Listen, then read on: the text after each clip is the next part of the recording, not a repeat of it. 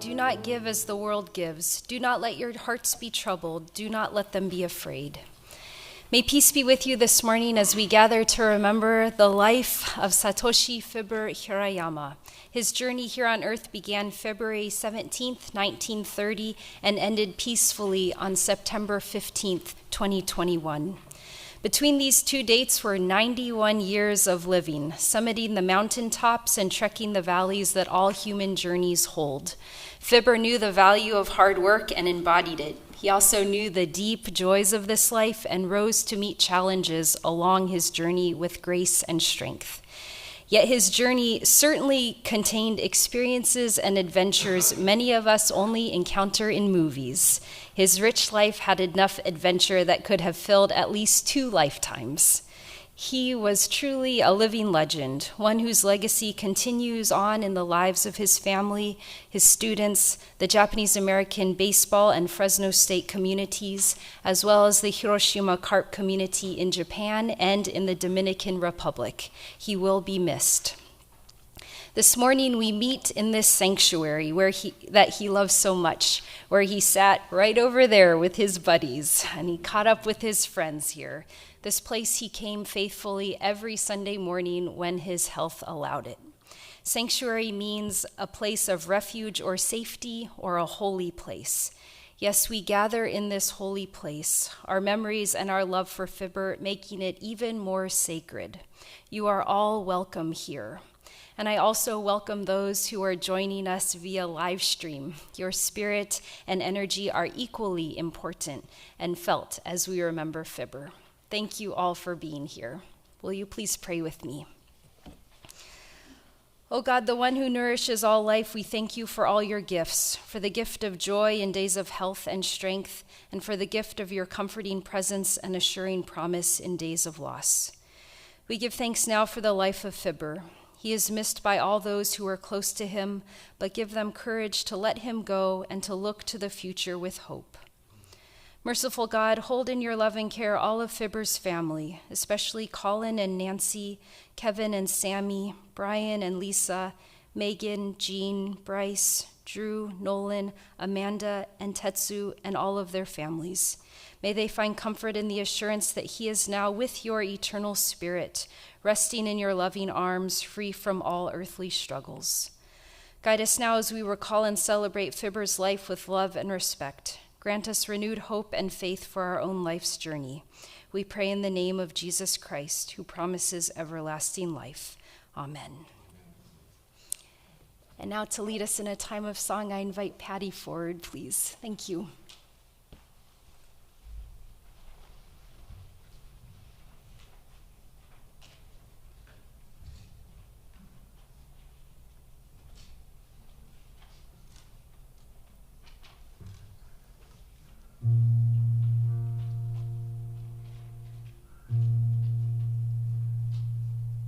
Amazing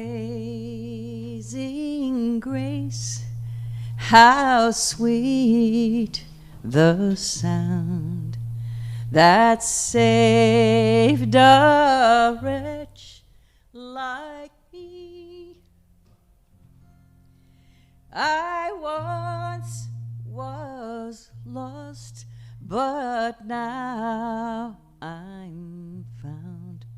Was blind, but now I see.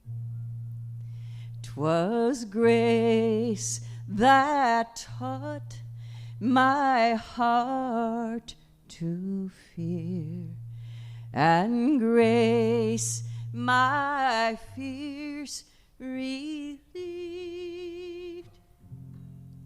How precious did that grace appear the hour I first believed. Through many dangers, toils, and snares, I have already come. 'Tis grace that brought me safe this far, and grace will lead me home. When we've been here 10,000 years, bright shining as the sun, we've no less days to sing God's praise than when we first begun. Amazing grace, how sweet the sound that saved a wretch like me. I once was lost, but now I'm found. 'Twas blind, but now I see.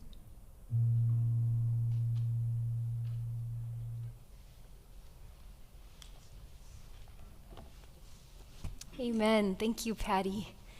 I would like to invite Sammy for Fibber's daughter-in-law to share some life history with us.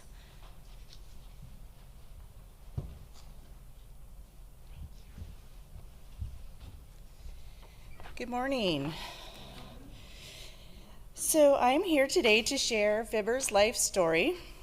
Bear with me. Satoshi Fibber Hirayama was born to Tokuzo and Toka Hirayama on February 17th, 1930 in Fresno, California. He received the nickname Fibber from his father's inability to pronounce February, the month of his birth. Fibber's sons dispute this version, as they think it's obvious to those that know him how he really got the nickname Fibber. In 1942, Fibber, his father, and two brothers were forced to relocate to the post-war relocation center in Arizona. After 3 years in Arizona, he was released and spent his junior and senior years at Exeter Union High School, where he played football, basketball, and baseball. Fibber excelled in football at Exeter High and received a football scholarship to play for Fresno State. He was a star athlete at Fresno State, playing both baseball and football. Although Fibber may be best known for playing baseball, he only played because he didn't want to participate in spring football practices. After college in 1952, Fibber signed a contract with the major league team, the St. Louis Browns, and spent that season with the Stockton Ports, their minor league team. In 1953, he was drafted into service and spent 1953 to 1955 in the Army, where he continued playing baseball as a soldier at Fort Ord, California. In 1955, Fibber married Jean Setsuko Doi. They met while both were attending Fresno State. In 1954, the Browns granted Fibber his release, and with his discharge from the Army, Fibber signed with the Hiroshima Carp of the Nippon Professional Baseball League. He and Jean moved to Japan. Upon arrival in Hiroshima, Fibber did not speak Japanese, but became fluent after a few years. Fibber played his entire professional career from 1955 until 1964 with the Carps as an outfielder. He was a two-time All-Star. His playing career was cut short when he ran into the outfield wall and suffered a nerve injury which caused him to lose some vision in his right eye. After the injury, he retired from the field but remained for 3 years in the position of coach and a year managing in the Japanese minor leagues. During his Japanese career, Fibber and Jean had 3 sons, Colin, Kevin, and Brian. In 1965, Fibber, Jean, and the 3 sons returned to California. After returning to the United States, Fibber was hired by Clovis Unified School District as a teacher. He eventually became a coach, vice principal, principal, and an administrator in charge of personnel for the district. Fibber retired from Clovis Unified in 1991. In the early 1970s, Fibber also worked for the California Angels as a scout. After retirement from the Clovis Unified School District, Fibber continued to work with the Hiroshima Carp. He was in charge of recruiting players to play for the Carp in Japan. Also during this time, he was the head of the Hiroshima Carp Player Development Program in the Dominican Republic. It was in the Dominican Republic that Fibber became fluent in his third language, Spanish. To the players in the Dominican, he was affectionately known as the Machete Man. Whenever Fibber showed up, somebody was getting cut. On April 30th, 2017, Fibber had his number retired by the Fresno State baseball program. Fibber died peacefully in his sleep on September 15th, 2021. Thank you.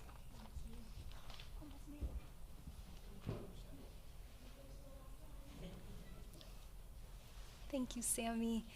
And to share some personal remembrances, some memories, I'd like to first invite Tom forward, then Dr. Cheryl, and then Fibber's grandchildren.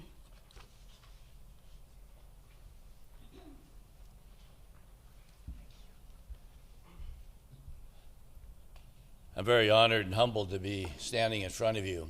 Fibber Hirayama is one of my heroes, a long, long time friend. I feel like I've known Fibber Hirayama all my life, because way back in 1951, as Sammy also already mentioned, he played baseball and football at Fresno State. My brother Fred Summers was on both those teams. My brother Fred was the quarterback in the baseball team. Fibber Hirayama was the star halfback. On baseball, my brother was the third baseman, and Fibber Hirayama was the star center fielder. At 5'4", 135 pounds, playing football as a halfback, when I tell people that today, they laugh at me. They think I'm joking. People packed Ratcliffe Stadium in those days mainly to watch Fibber Hirayama run. Not only was he quick and fast, his legs were only that long, so they had a hard time tackling him, but he also was tough. He was very strong. He was a real star. Clark Van Galder was their coach. And in baseball, the 1951 team, and some of those fellows are here today, that team was 36-4 at Fresno State under Coach Pete Biden. That ranks still fourth in the history of America college baseball as the top percentage of wins and losses. 36 wins and only 4 losses. I can name that whole team. Some of them are here. Don Bricker's here. He was the catcher. Don Curley was on that ball club. He's here. Fred Bartels at first base. Franny Onito, the second baseman. He and Fibber were close friends. Bob Donkersley at short. My brother at third. Howie Zenamura, Don George, and the great Fibber Hirayama in center field. And the pitching staff, I don't want to forget them, any of these guys. My coach, Jake Abbott, who was my coach at Roosevelt High School. Truman Clevenger, one of Fibber's all-time great friends. Larry Bolger, Don Barnett, Tom Yost. The assistant coach was Bill Hansen, and the head coach was the great Pete Biden. I can remember in 1951 like it was yesterday. I'm 9 years old. My mother and I were at every Fresno State baseball game at John Euless Park, which is now where Fresno City College plays. And they packed that stadium, 3,000 people at every game. They're playing the University of Seattle. They have twins on the team named Johnny and Eddie O'Brien, who are stars. Fibber Hirayama is playing center field. 3,000 people in the ballpark. Johnny O'Brien hits a ball deep to center field. Fibber Hirayama races back towards that 407 mark, and there's no padding on those fences in those days. And he hits that wall head on. And I said to my mom, Fibber just got killed, because Fibber went down. And it seemed like for an hour, but it probably was 15, 20, 30 minutes, everybody came and centered around Fibber Hirayama in center field. You could hear a pin drop in the stadium. And after that length of time, I saw a couple people get up, and I told my mother they're going to carry Fibber off in a stretcher. Not only did they not carry him off in a stretcher, folks, he stayed in the game and played. I want to tell you, he was tough. He was an outstanding, outstanding ball player. He's been inducted in the Fresno State University Wall of Fame in baseball. He's been inducted in the Fresno Athletic Hall of Fame. And as Sammy mentioned, he was signed by the St. Louis Browns, who are now the Baltimore Orioles. He's only the second Japanese player ever to be signed by a Major League Baseball team. And if Fibber Hirayama would have stayed with it, he'd have played center field for the St. Louis Browns or somebody in the big leagues. He played that 1 year in Stockton, then he went to Japan. And he was there for 10 years, and he was a star, a legend, as a ball player in Japan. I mean, a real star. And he even coached and managed the Hiroshima Carps. He's a legend in Japan. He's a legend in this area. And as Sammy mentioned, I had the privilege of working for the California Angels in the 1970s as the minor league director and involved with scouting. I called my coach, Jake Abbott. We needed a scout here in the Fresno Clovis area. I wanted Coach Abbott to be the scout. He says, Tom, I can't do that. I'm too busy. But he said, the guy you should hire is Fibber Hirayama. And, you know, I hadn't been around Fibber for many, many years. He was the right scout. Right over there, Jared Holvey. Fibber Hirayama signed him. Almost fired Fibber after he signed Jared Holvey, for crying out loud. I'm just kidding. Because you knew when Fibber Hirayama recommended a ball player, he was good. He would not waste your time with somebody that was mediocre. So the Fibber Hirayama story, to me, is absolutely amazing. In the last few years, we haven't had a chance to be together a lot, but we talk on the phone a lot, and I'd call and leave a lot of messages, because I've considered Fibber Hirayama one of my all-time friends. A loyal guy who helped so many people, always so humble. The last several years of Truman Clevenger's life, because he had Alzheimer's and severe dementia, Fibber drove down that Porterville, if I say every week, and spent the whole day with his friend Truman Clevenger. He was a loyal friend. As I wrap this up, one of the other fellows that Fibber Hirayama played with was the great Bob Bennett, who was a catcher at Fresno State, played for Pete Biden, became the Fresno State coach after Coach Biden retired. And Bob Bennett began to write poetry. So when they honored Fibber in 2017, and when they retired his number, he wrote a poem. Let me read that poem to you. It's titled Fibber. 5'3". Some describe him as small, but in life and athletics, his contributions were very tall. A hero to many, a real true friend. What a powerful life this man does spend. Whether chasing a fly ball or running the bases, those who saw him play had smiles on their faces. A running back in football, a joy to watch play. His agility, speed, and quickness usually had the last say. Fibber was always positive, uprooted and interned in 42. Fibber was not bitter. He had much living to do. He has served his country in so many honorable ways as an athlete, a citizen, soldier, and ambassador. He deserves our highest praise. He was also a star in Japan, where he excelled as a player, coach, and scout. This wonderful man shows us what class is all about. As a loving father, grandfather, he has set an example of how to live. Our highest praise to Fibber we give. He was a very special teammate. By example, he led and inspired. So today at Fresno State, his number is rightfully retired. Bob Bennett, March 7th, 2017. Fibber Hirayama, without a question, pound for pound, the greatest athlete to ever play at Fresno State. Thank you.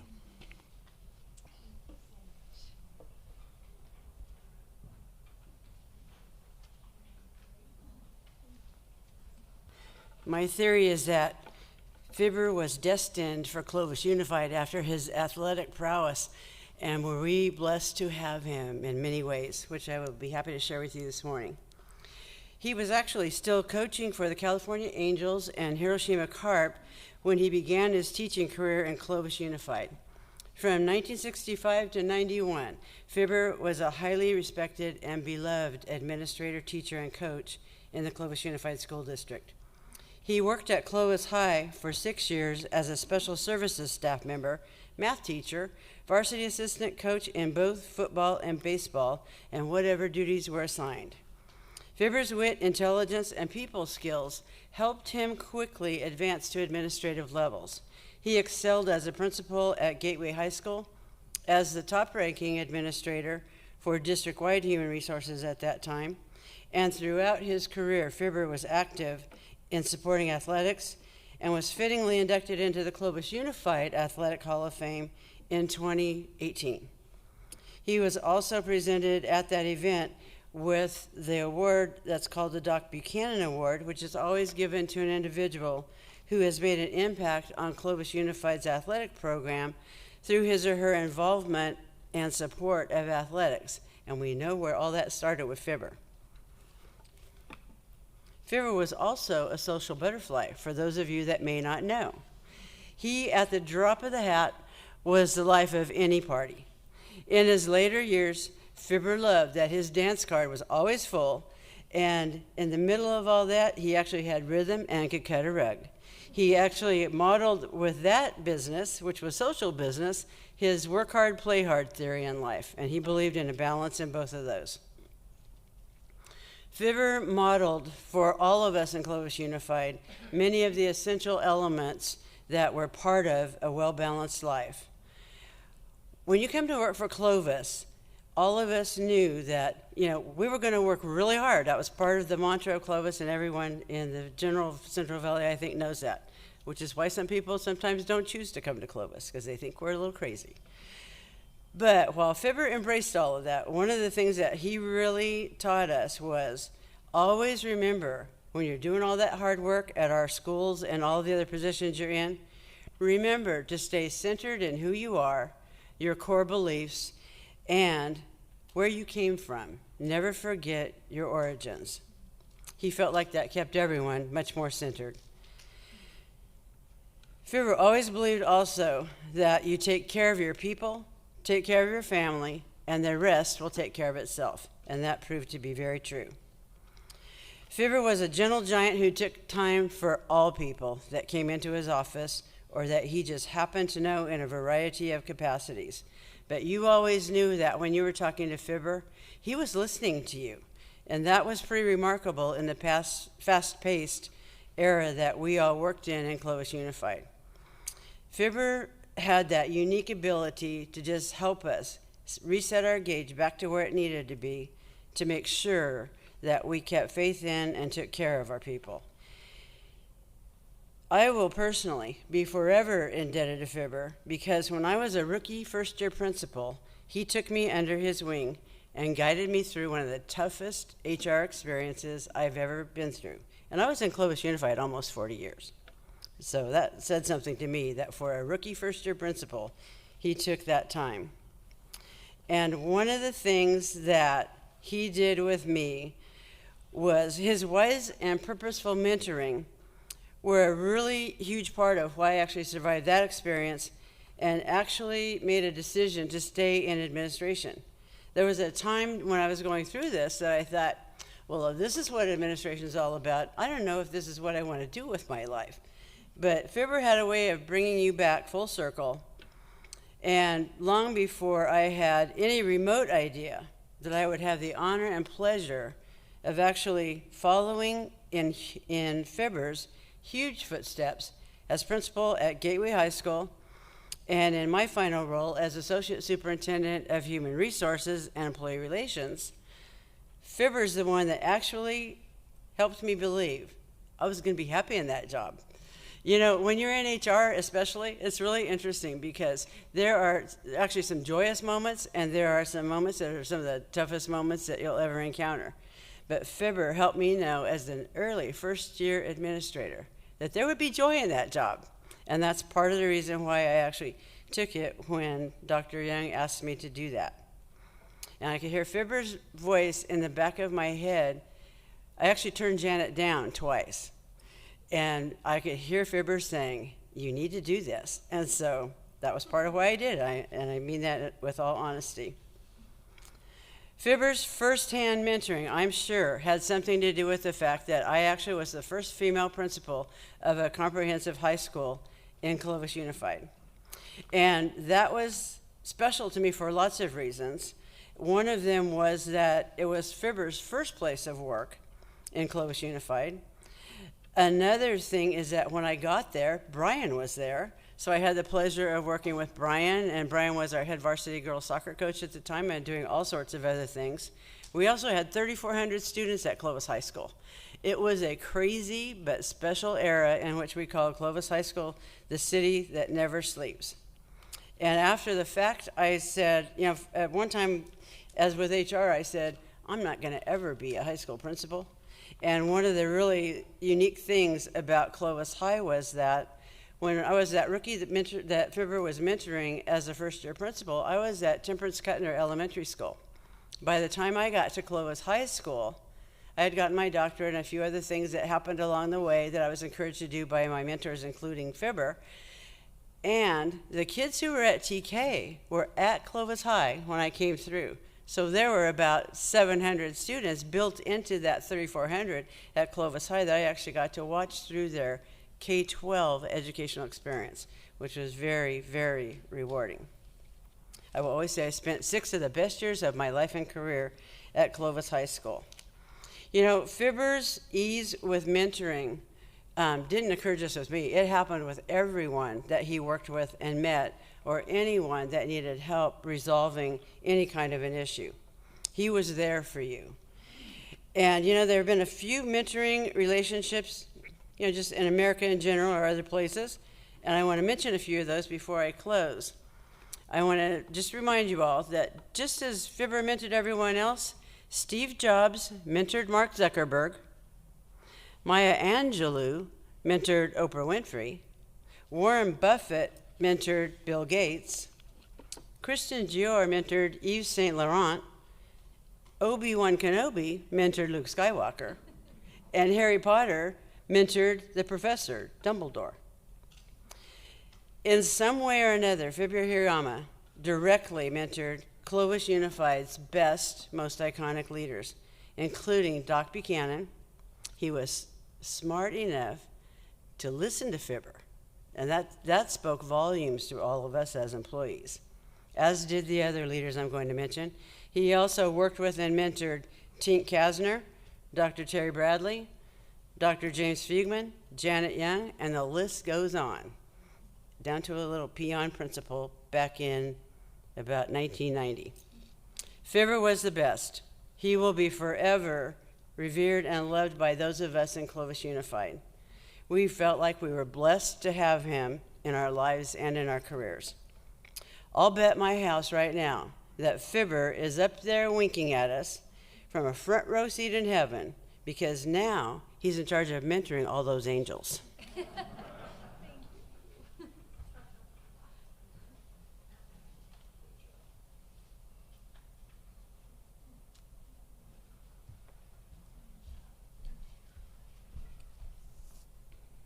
Hi, everyone. I'm Amanda Hirayama. I'm Fibber's youngest grandchild. My grandfather was such a special man who touched the heart of so many people. He honestly lived a life most people can only dream of. I'm sorry. I really grew up in awe of him. Like, I remember bragging to all of my friends when I was younger that my grandfather has a Wikipedia page about him. Despite all of the accomplishments, he was such a humble, selfless man. Some of my favorite memories of him are the Sunday dinners he used to take us grandchildren here in Fresno to every Sunday. He would drive us all around to whatever restaurant and dessert place we wanted, which was like a dream for us back then. He would even practice the route during his own free time to make sure he knew where he was going, so everything would be perfect for us. He really did so much for others and never asked for anything in return. I will miss the mischievous smile he always had when he was joking around with everyone, and the tight hugs he would give me whenever he saw me. Grandpa, I will forever cherish, I'll ever cherish those last moments I had with you. I could not be more thankful to have had you as my grandfather, and I could not be more proud to be your granddaughter. I love you and miss you so much. Rest easy, Grandpa.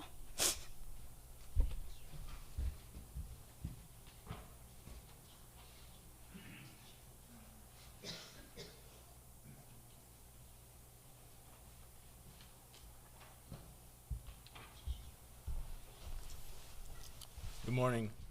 My name is Drew Hirayama. I'm the youngest grandson of Fibber and youngest son of Kevin and Sammy. Sorry, let me get my notes out. I wasn't really prepared. It's my fault.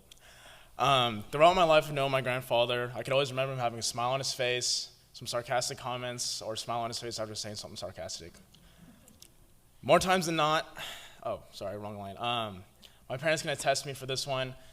Obviously, besides the good looks I've obtained from my grandfather, I've definitely obtained his smile and more than likely the sarcastic comments. Sorry, Mom. One of my favorite memories of my grandfather came when I was about 14. My brother was probably around 16 or 17. My grandpa just had his yearly trip to Japan, so usually around April. And he came back and he just telling us all about it, how good it was, this and that. And so we asked him a little more about it. And he's like, oh, the airport is the best part. And me and my brother are all confused, like why is the airport the best part? Like, everyone hates going to the airport. And granted, at this time, my grandpa just started using a cane to walk around because I think he just had another surgery.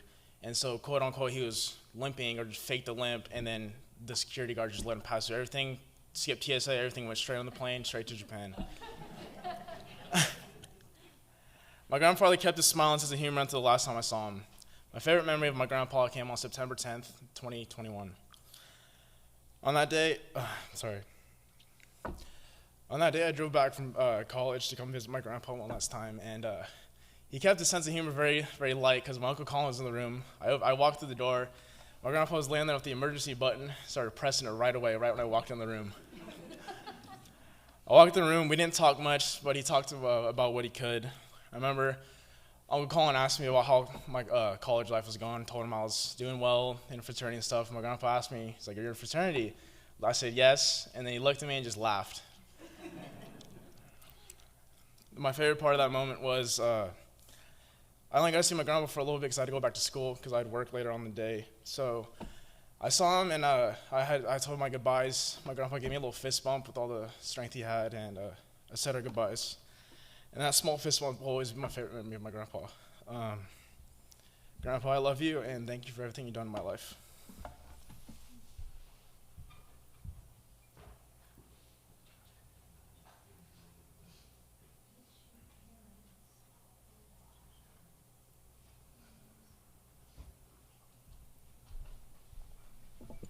Hello, everyone. I'm Nolan. I am also Fibber's grandson and Brian's oldest.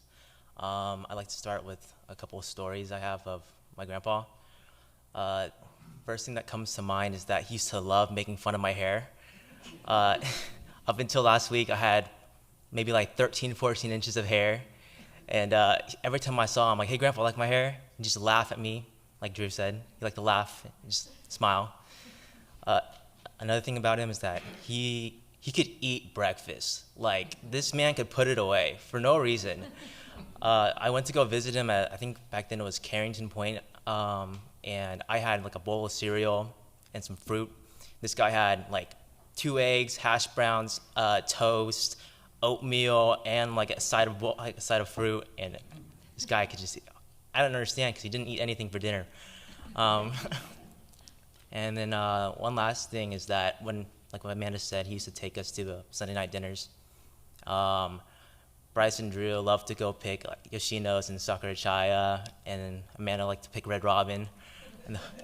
And the funniest thing for me is I used to tell him, "Hey, let's go to Wiener Schnitzel."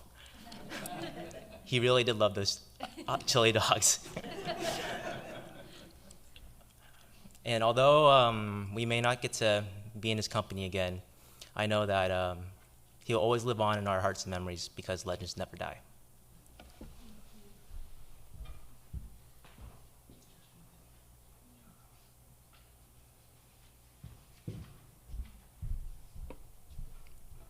Hello, I am Fibber's first granddaughter, daughter of Colin.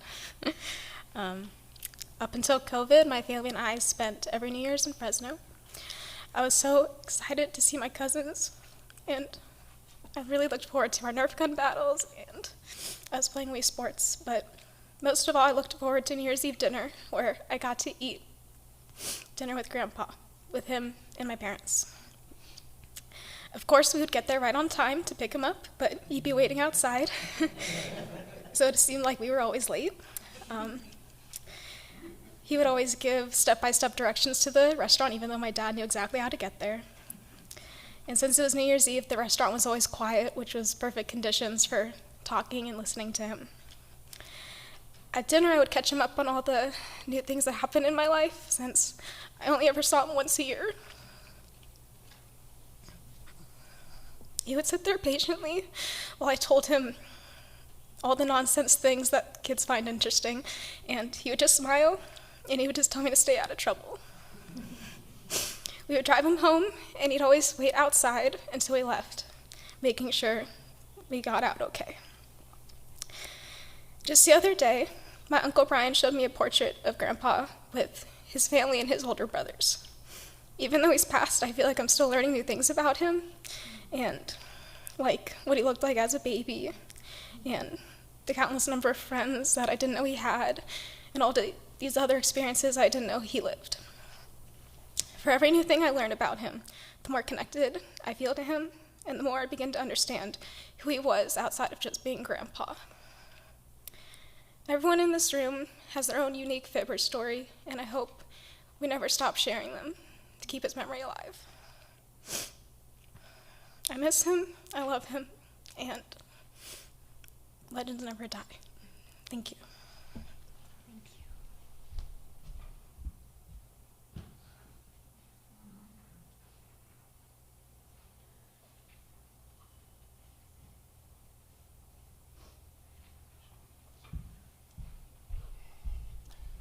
Good morning, everyone.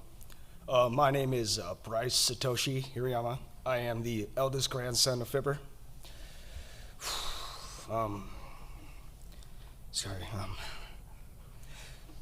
So I did not have a chance to, say goodbye to my grandpa, but as I was away at school across the country, but I did get to talk to him on the phone, and,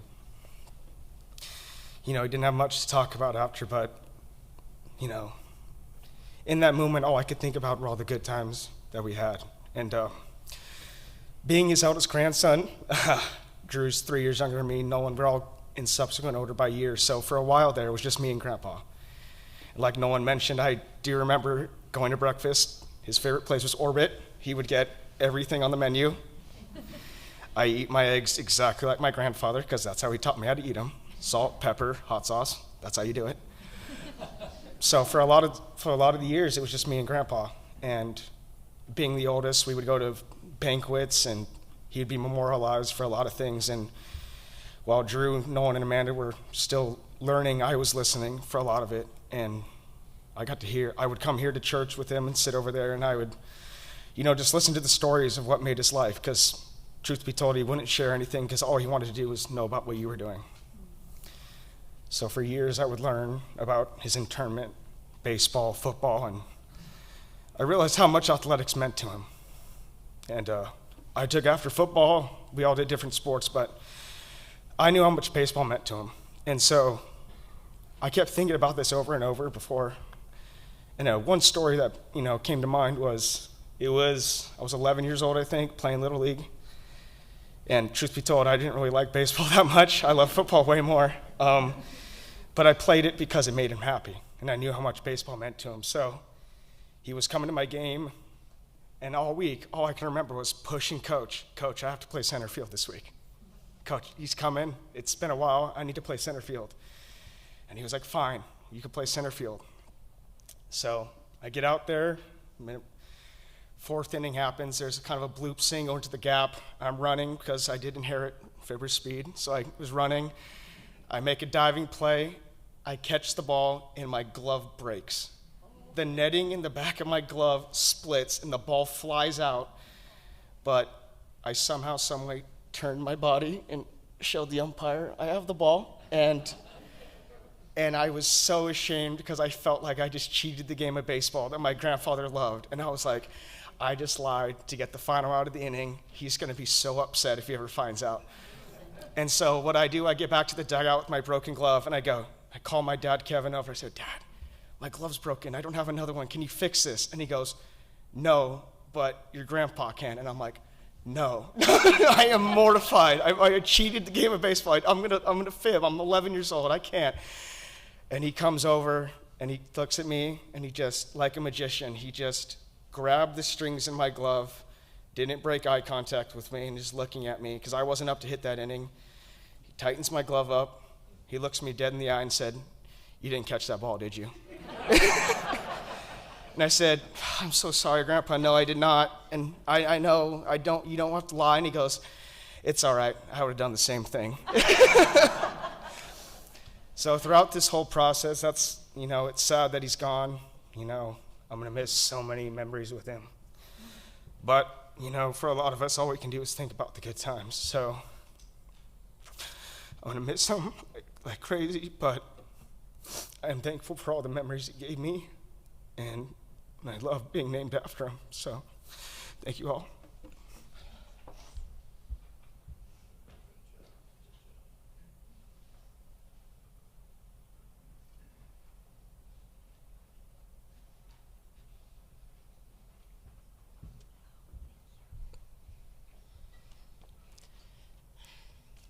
My name is Megan South.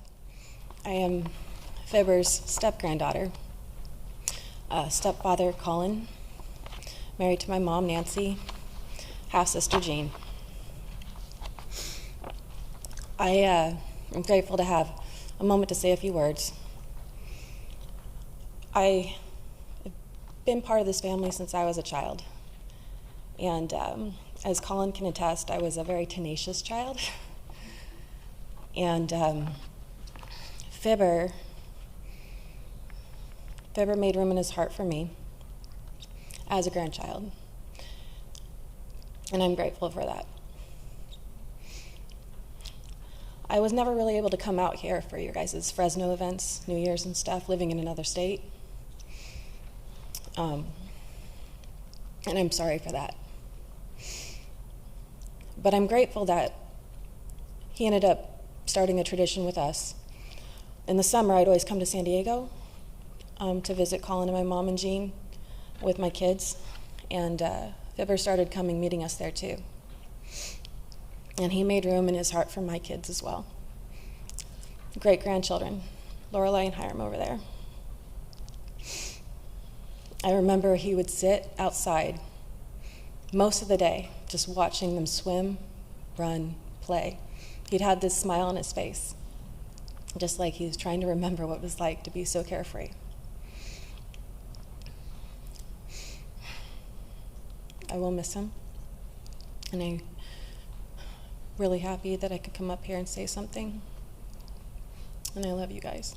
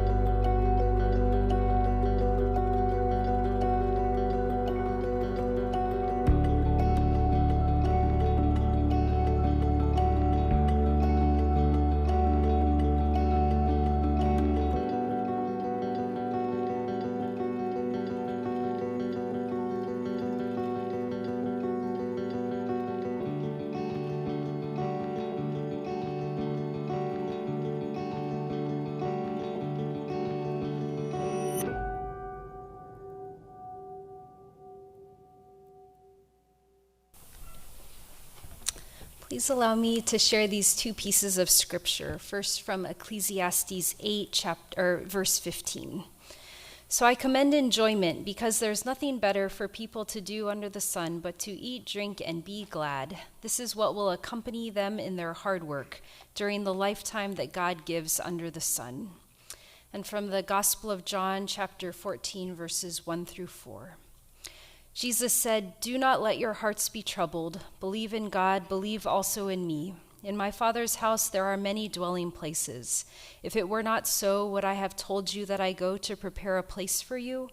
And if I go and prepare a place for you, I will come again and will take you to myself, so that where I am, there you may be also, and you know the way to the place where I am going." I think the first time I met Fibber was in this very sanctuary, no surprise, this safe and holy place. I imagine it must have been before Sunday worship, because he was always early. Being early was being on time for him. Lucky for me, because I could always count on a warm hug and greeting that would make me laugh, and it was a great way to start the morning. He would fill me in and would tell me about his upcoming trips to Japan far in advance, months before he went.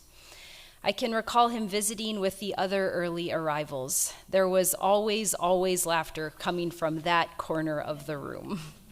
After church pre-pandemic, we used to gather for fellowship and a meal afterwards, but he would never stay because he wanted to get back to his friends at his senior living place. But if there was any need for help or ask for donations announced at the end of the service, he would find me before he left, and he would quietly place a 20 in my hand to support that ministry. One of my favorite memories of Fibber is going to visit him at his senior living community. Usually, I found him in the dining room or in his room, but he was in neither of those places that day. I was in the process of leaving a note on his door when one of the employees said, "Hey, have you checked the game room?"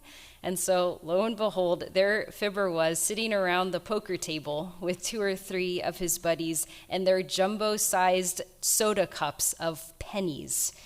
To my delight, they invited me to sit down, and for the next hour or so, I enjoyed their banter, their playful teasing, and the clinking of their pennies. I hadn't laughed that much in a long time.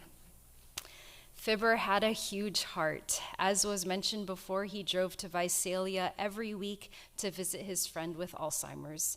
And he also went with Faye Nakaguchi to visit some of our elderly church members, and he would buy obento beforehand to take to them.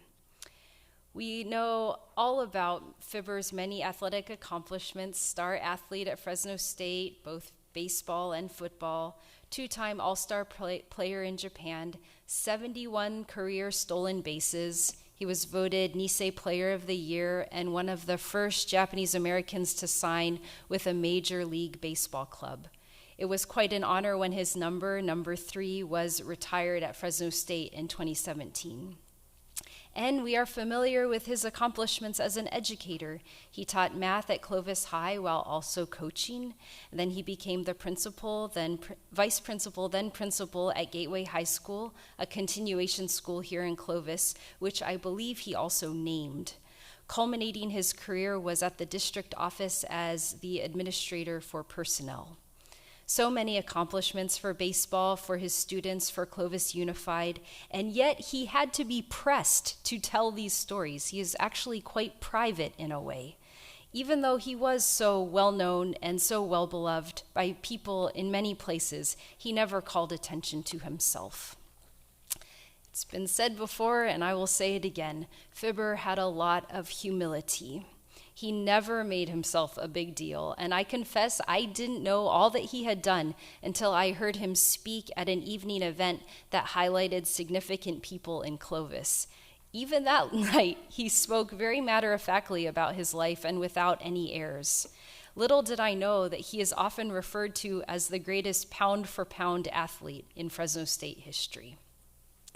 In fact, whenever I would say anything complimentary of him, he would tell me with that smile of his, "Hey, don't get carried away now." Or he would interrupt me by starting to hum the Battle Hymn of the Republic. I roll, I roll. His accomplishments in other areas of his life are also many. His life contained more than just sports or education. He was a son, brother, husband, father, grandfather, uncle, and friend. We give thanks for the love he shared with his wife Jean and for his care of his family.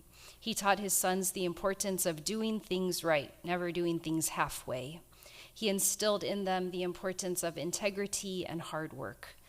I read a quote from a 2001 interview in which he recounted a related formative experience. He told the interviewer, "I learned a certain work ethic, and even today I still rely on those same ethics.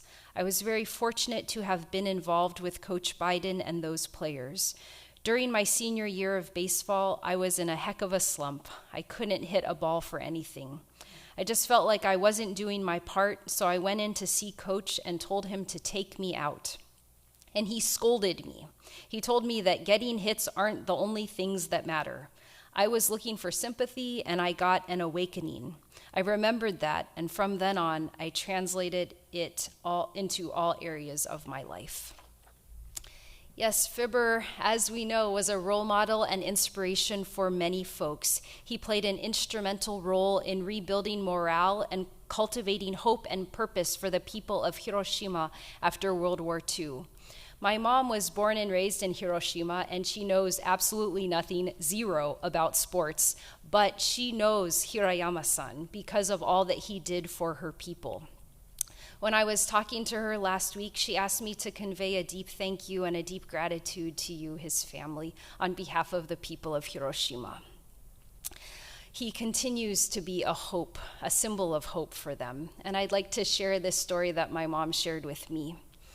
So when Fibber arrived in Hiroshima to play for the Hiroshima Carp, it wasn't many years after the atomic bombing and the end of the war. The city was still restoring itself after the devastation. The people of Japan were trying to find a way to survive not only physically, but mentally and spiritually as well. One of the few joys they had in their life was baseball. People in Japan love baseball. When Fibber arrived at the Hiroshima station, he wasn't sure how he would be received. After all, he was a citizen of the country that had devastated their city. To his great surprise, thousands of people welcomed him at the train station, and my mom remembers seeing this picture in an old newspaper. And he returned that warmth as he built authentic relationship with them. He learned Japanese so he could speak with them. He ate their food and attended their cultural events like Obon and Mochitsuki. He built trust by really becoming one of them. He was, yes, an American citizen, yet he really lived with the people of Hiroshima. He loved them, and consequently he was loved and continues to be loved by so many people there. To this day, whenever my family and I take a taxi in Hiroshima when we're visiting our family, my mom plays a little game. She'll ask the taxi driver, "Do you know Fibber Hirayama?" And without a doubt, the driver will say, "Oh, Hirayama-san, Hirayama-san," in these very reverent, revered tones. My mom was able to meet up with Fibber during one of his trips to Japan, and the mayor of Hiroshima's neighboring town, Kaita, asked her to introduce him to Fibber. And so these two men took a picture together, and this picture has been used in publicity. Ooh, the mayor with a big celebrity. So yes, decades after he returned to the United States, people still remember and respect him in Japan. So going back, yes, because of the war, Hiroshima and its people were barely surviving after the war. So it's no surprise that their baseball field was nothing more than an area covered with rocks and weeds. They wanted just a simple field where they could enjoy the sport. Nothing fancy or luxurious, just a nice field with a mound for the pitcher. So they started collecting whatever change people could pitch in. In Japanese, this is called tarubokin, literally a barrel for people to make donations, put their change in. This was about the time that Fibber arrived in Japan, and he was an integral part of this effort to build this baseball field. He encouraged the people of Hiroshima to participate in this fundraiser, and he also contributed as much as he could himself. After some time, Hiroshima was able to raise enough money to build a field. And so, on to their next goal, they wanted to raise money for a baseball stadium, which they eventually did. It was called Shimin Kyujo, or People's Baseball Stadium, because it was built entirely on contributions from the people of Hiroshima, without any financial support from the government or from big corporations. It was still a basic and simple stadium, but it allowed working people to be able to enjoy their favorite pastime after dark. Fibber inspired the people of Hiroshima and again was a big part of their efforts. When Fibber arrived in Hiroshima, the Carp was one of the bottom teams. They were barely making it. Fibber, ever the bridge builder, was the one who scouted American players for them, as you know. The Carp then started gaining momentum, and this was a huge boost for Hiroshima. Hiroshima kind of has a small town vibe to it, so the whole community cheers for the Carp no matter what. They are loyal. They are their team. At the stadium, the fans all wear red and enthusiastically do the dances when the 3rd and 7th innings are up. Just like the Carp fans, Fibber too was fiercely loyal and would support people regardless of the results. By loving Hirayama-san, the Japanese people started to heal. Of course, people were still dying of the after effects of radiation from the atomic bomb. So they had not only physical wounds, but their internal spiritual scars were also very deep. However, here was this American who came to be with them, who looked like them, who played on their local baseball team, who cared about them. This made a big difference for the people of Hiroshima. He was truly a bridge builder. And as a side note, it strikes me that baseball not only gave hope to the people of Hiroshima, it was also the thing that gave Fibber, Kenichi Zenimura and his sons, and many Japanese Americans during World War II a sense of hope, a sense of normalcy when they were imprisoned behind barbed wire for no other reason than how they looked. So as you also probably know, until he died, the Hiroshima Carp still invited Fibber to visit them every year, and they gave him the royal treatment. And thanks to Fibber, my family also experienced the Carp's royal treatment when he made it possible for us to visit their impressive Mazda Zoom Zoom Stadium.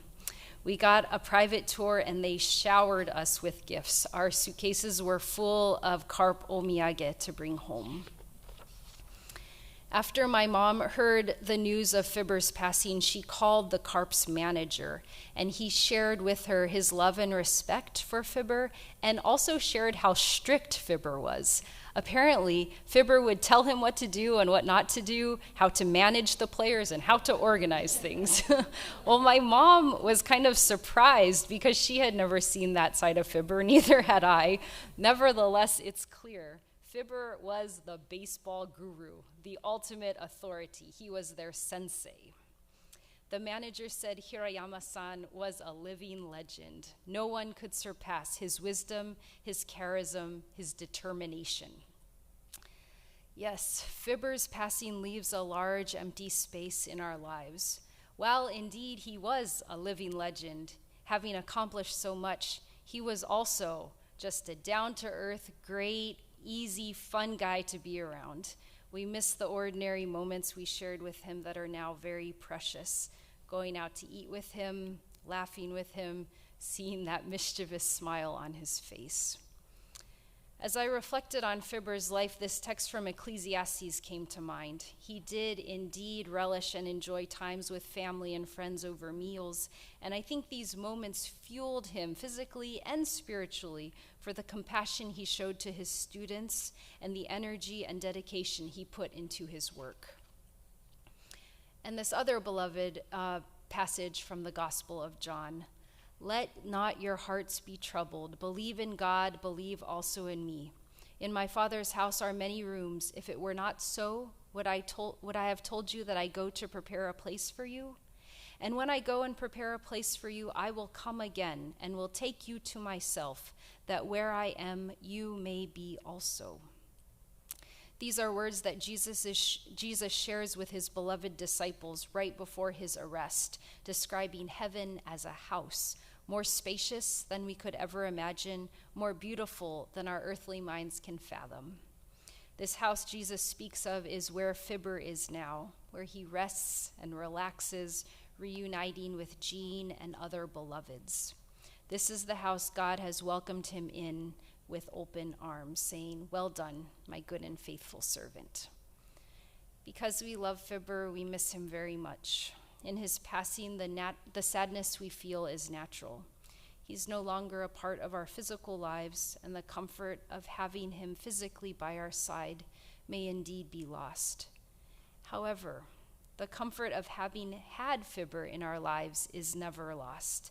As our relationships with him shift, we take comfort in the fact that love never dies, and his spirit is always with us. To match the grief of losing him, we will never forget the joy of having known him and the many happy memories we have shared with him. For each one of us, grief unfolds a little differently. Whatever this time holds, whether it be sorrow or disappointment, relief, doubt, gratitude, anger, confusion, or anything else, whatever this time holds for you, please know that this is natural and acceptable. It's a part of grief. God's unconditional love and grace surrounds you and upholds you in whatever you're feeling. The space we hold together is large enough for whatever you're carrying, and most importantly, God's love is too. There is nothing you can say or do or even think that can stop God from loving you. Friends, I encourage you to please continue sharing stories about Fibber's rich life. They are what will continue to connect us to him. I know that this will be easy because his life has affected us in such profound ways.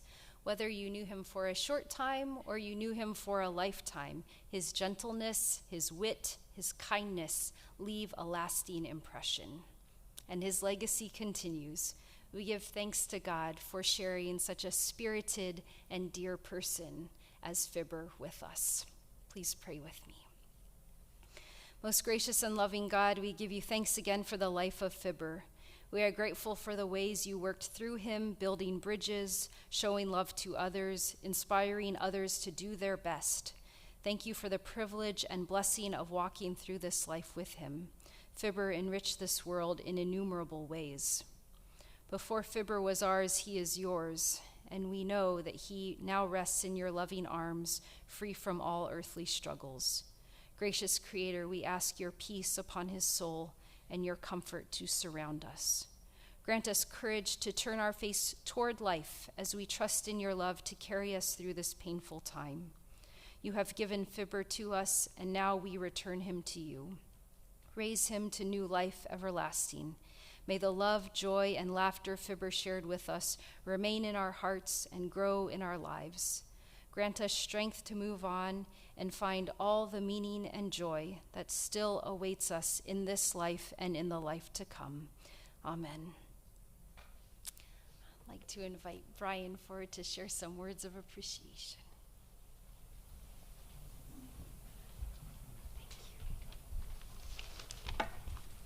Good morning, everybody. My name is Brian Hirayama, and I'm Fibber's youngest son. On behalf of my brothers, Colin and Kevin, we'd just like to thank everybody for being here today. Obviously, these are difficult times, and we know you guys all made a great effort to be here. My dad had just such an amazing life, and his friends, the ones that are here and the ones that couldn't be, were just wonderful. And like Reverend Akiko was saying, the stories that you shared with us throughout the last couple of weeks have just been awesome.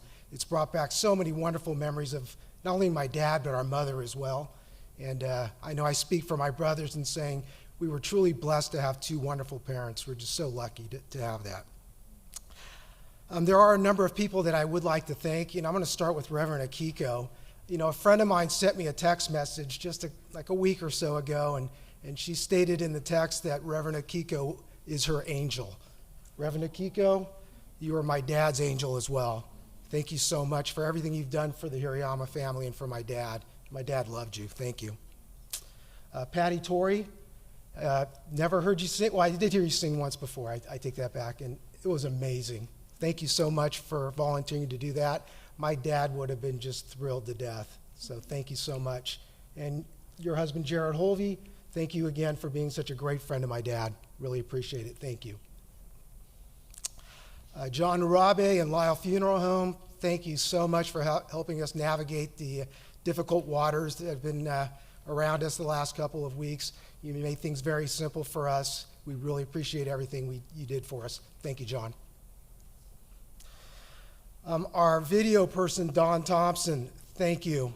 You know, we kind of embarked on this endeavor with no idea how we're going to try to live stream this, how we're going to record this. Don said, I've got this, and we just turned him loose. He made it so simple for us. So Don, thank you to you and your crew. Really appreciate it. A real special thank you to Pacifica Senior Living, I think it's called now. They've changed names so many times. The people there were wonderful to my dad. Thank you so much for taking care of him. You know, he was a family member at your place for 15 years. Thank you so much. Mr. Summers and Dr. Rogers, wow, what can I say? You know, I'm so glad we have this recorded because I'm going to be watching that for years. It was beautiful. You encompassed the soul of my dad perfectly. Thank you so much. It was wonderful.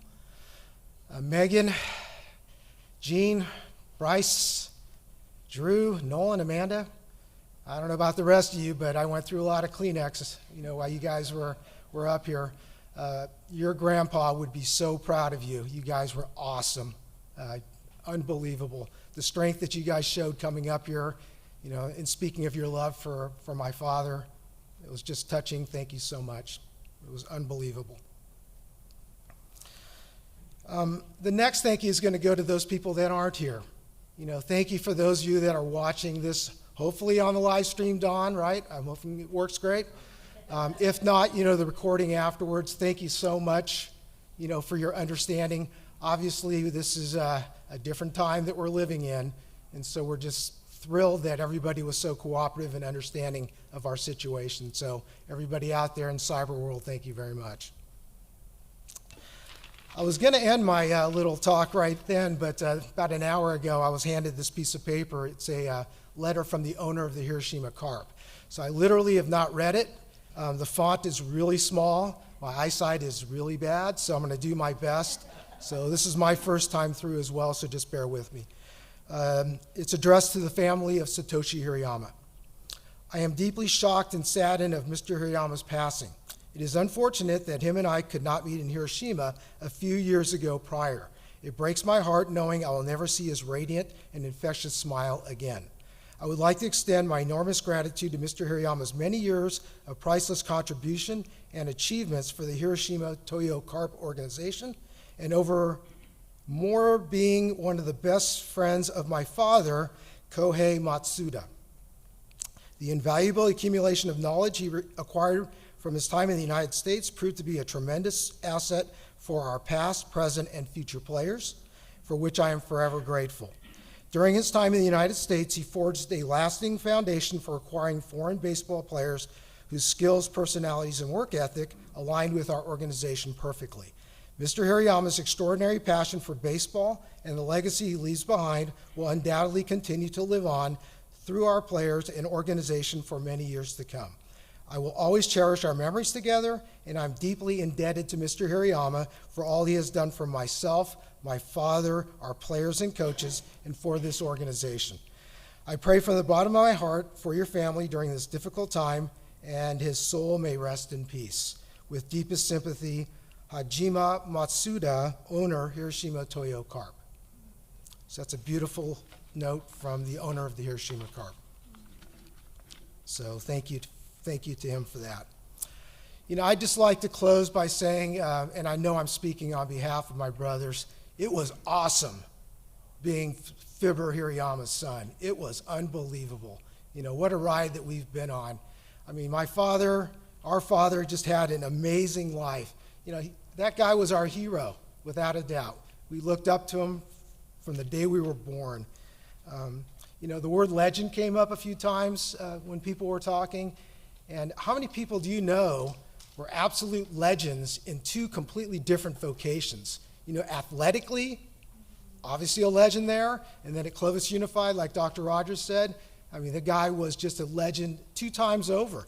Unbelievable. What a life he had. We were always proud to be called Fibber's son. We had a lot of attention on us when we were growing up, but my dad made it so easy for us. It was never a burden. It was just an honor to be known as Fibber's son. Dad, we love you, and we're going to miss you forever. You were just awesome. Thank you so much for, guiding us. You were just the greatest dad ever. Thank you so much. I am going to add something before I forget. There is going to be a private interment after the service. It is just for family only. I appreciate your understanding of that. Thank you again, everybody, for being here today. Your love and support was just overwhelming. And like somebody was saying earlier, keep those stories coming. Like people were saying, my dad didn't really say much about himself. So a lot of these stories we're hearing for the first time. So thank you so much, and have a great rest of the day.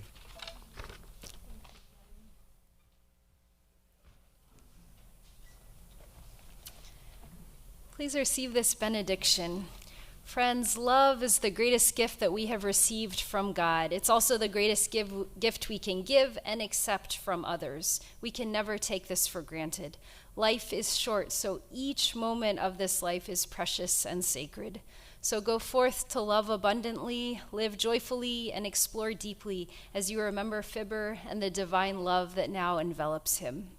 Go in the peace of God, our most loving Creator, in the name of our Savior and brother Jesus Christ, and in the surprise of the Holy Spirit. Go in peace. Amen.